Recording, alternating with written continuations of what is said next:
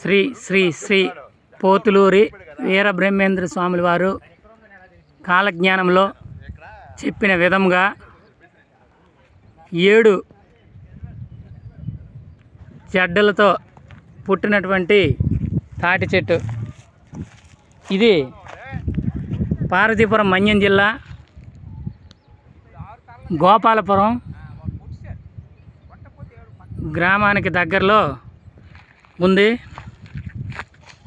విశ్వబ్రాహ్మణులందరూ కూడా దీన్ని వీక్షించి ఆ బ్రహ్మంగారి కాలజ్ఞానం గురించి అతను చెప్పినటువంటి వాక్యాలని అందరికీ అర్థమయ్యే విధంగా మన విశ్వబ్రాహ్మణ సోదరులు అందరూ కూడా 10 మందికి తెలియచేస్తారని కోరుకుంటున్నాం.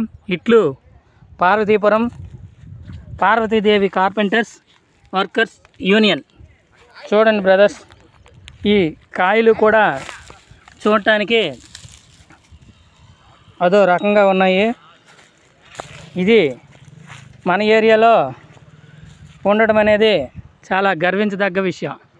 Thank you friends, share me.